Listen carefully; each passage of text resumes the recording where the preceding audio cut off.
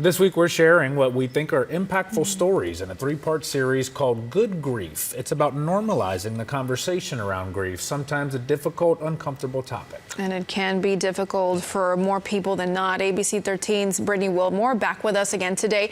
And Brittany, this time you're talking about how there's power in peer support. Yeah, absolutely. To quote one of the members in the support group that I go to, no one has mastered this class, but being with a group of people where you don't have to censor yourself or limit your emotions can help. As one counselor puts it, we all need to feel felt. And another takeaway for me, it's hard, but joy can exist with sorrow.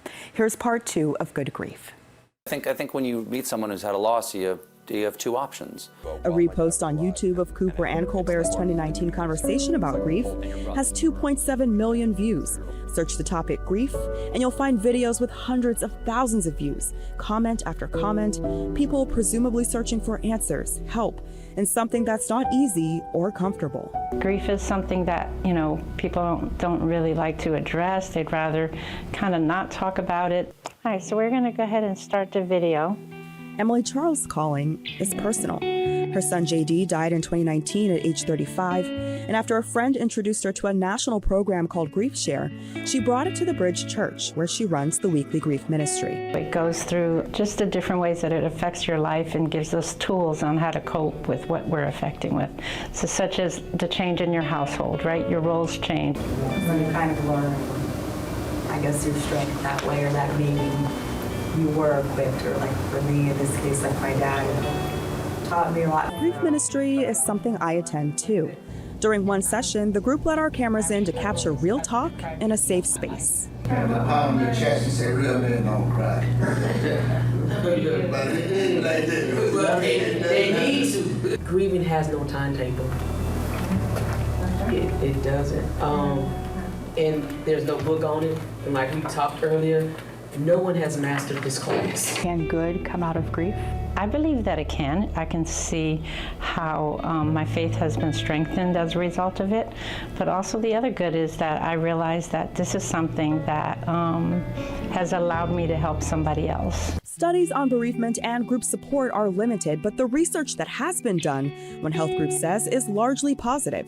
It notes the intensity of grief and stress can decrease with support groups, but that doesn't mean grief goes away, and there's no right way to move through it. And to me, it's grieving is something that has its own rhythm, that has nothing to do with your agenda. I've never felt less in control than I was when I was grieving. Ginger Clarkson's mom, Virginia, died at age 93 in 2019. They were close, sharing a love of writing. And I found one thing that really helped, and that was one of my Zen monk teachers is a grief counselor. And in that group, I just got it that no one is exempt. Clarkson is a Buddhist-trained chaplain at Omega House Hospice in Montrose. So I'm coming into rooms where people have lost everything. They will come here and they just say, I feel like I died and came to heaven.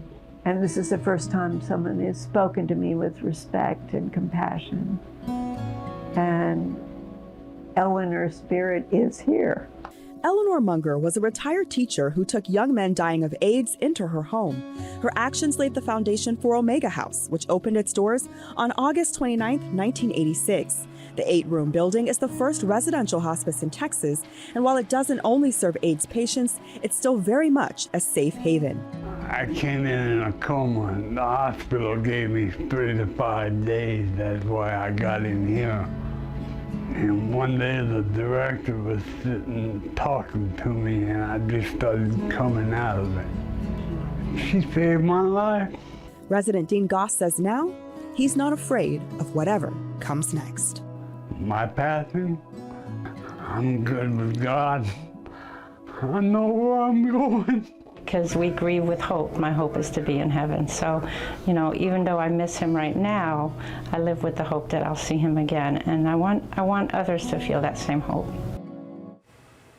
In addition to what you just saw, the Institute for Spirituality and Health at the Texas Medical Center offers free, virtual, and weekly grief support groups open to anyone. I have a link directly to that on abc13.com.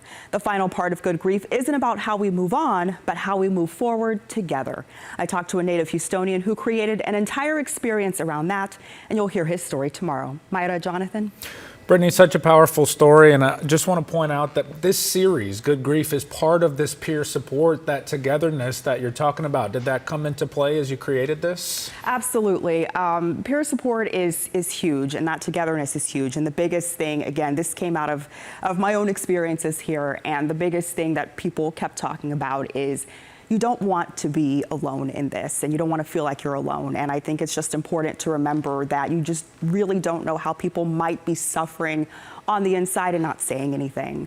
So, you know, again, that peer support was super important going through this project. This is something that I and many others behind the scenes have been working on for several months now, since about December, just getting it all together. And so when you talk about needing support and togetherness, you never needed it more than talking about a topic like this. Yeah, sometimes you're expected to just swallow up everything inside and then just keep going, keep working, but then you have a hard time really expressing yourself down the road. Yeah, absolutely. And again, that's where having that support from people, even if they haven't gone through it, is so huge. Just the space to let someone let it out really goes a long way.